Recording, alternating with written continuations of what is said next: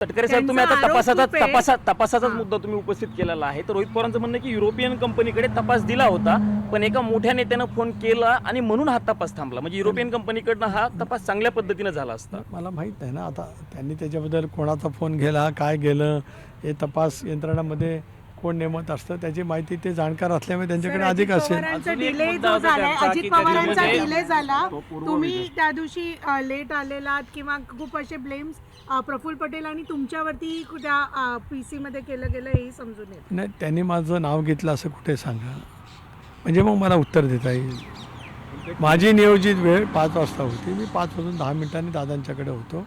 माझी 6:45-7 वाजेपर्यंत भेट संपली. ती भेट 3 दिवस आधी ठरलेली होती, कारण 2 दिवस अगोदर दादा पुण्याच्या दौऱ्यावरती होते, मी रायगडच्या दौऱ्यावरती होतो. राष्ट्रवादी काँग्रेस पक्षाचे नेते रोहित पवार, राष्ट्रवादी काँग्रेस पक्षाचे नेते रोहित पवार जे आहेत, म्हणजे शरदचंद्र पक्ष पवार आहे, ते म्हणतात की उद्या माझी पत्रकार परिषद आहे ज्यामध्ये मी एकत्रीकरणाच्या संदर्भात जी चर्चा झालेली आहे त्याचे पुरावे आणि तारखा मांडणार आहे. तुमच्याकडे काय माहिती आहे? देतील ना, ते बघूया ना. उद्या दिल्याच्यानंतर भाष्य करता येईल. आज मला घाई काय, उद्या जर काय त्यांच्याकडे जर काय माहिती असेल, काय पुरावे असतील तर त्यांनी जरूर द्यावेत. पण मला हे कळू शकत नाही की ते पुरावे किंवा विलिनीकरणाची चर्चा दादांचं शव अंत्यदर्शनासाठी विद्याप्रतिष्ठानमध्ये ठेवलेलं असताना विलिनीकरणाची चर्चेची सुरुवात कोणाला का घाई झाली, त्या प्रश्नाचं सुद्धा उत्तर अजून काय मिळालेलं नाही. आता यापेक्षा या विषयावरती मला अधिक काय बोलायचं नाही.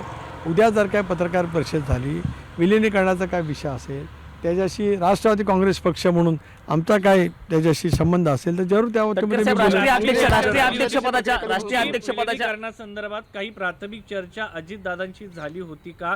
सुप्रियाताई, अजित पवार आणि तुमची तिघांची मुंबईमध्ये अशी काही बैठक या विषयावरती झाली होती का?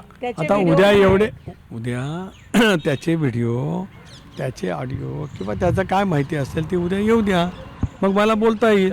आज मला त्या विषयावर नाही, मी हे बघा, मी माझ्या आयुष्यात कधी उत्तर टाळलं नाही. ऐका, पण मला माझं उत्तर केव्हा द्यायचं त्याचा माझा अधिकार आहे. तुम्ही प्रश्न विचारण्याचा तुम्हाला अधिकार आहे. उत्तर केव्हा काय द्यायचं तो माझा अधिकार आहे. मी पण एक राजकीय कार्यकर्ता आहे आणि मी पण गेली 40 वर्ष जरा ऐकायचं खरं, मी पण 40 वर्ष राजकारणामध्ये आहे. स्वर्गीय वसंतदादा, आदरणीय पवार साहेब, बॅरिस्टर अंतुले साहेब, विलासराव देशमुख या सर्वांच्या तालमीत घडलेला एक कार्यकर्ता आहे. एका छोट्या समाजातला कार्यकर्ता 40 वर्ष जिल्ह्यात आपला नाव टिकवतो, 2 वेळा संसदेमध्ये येतो, 5 वेळेला विधानसभेमध्ये जातो. मला माझं काय राजकीय भान आहे. त्याच्यामुळे उद्या आपण जी म्हणताय माझी काय कोणाची भेट झाली, त्याचे काय व्हिडिओ असतील, काय असतील इतर काय, त्याला बोलू द्या, मग मला त्यावरती बोलता येईल. मला आज या विषयावरती बोलायचं काही घाई नाही. राष्ट्रीय अध्यक्षपदाचा निर्णयसुद्धा लवकरात लवकर त्या ठिकाणी निश्चितपणाने होईल. त्या विषयावर सुद्धा आज ज्यावेळेला बहिणी आल्या होत्या त्यांच्या समवेत मी असतील, प्रफुल्लभाई असतील, अदानिसा चिरंजीव पार्थ पण त्या ठिकाणी होते. आम्ही एकंदरीत चर्चा केली. आम्ही तो निर्णय लवकरात लवकर त्या संदर्भातला निर्णय घेऊ. धन्यवाद.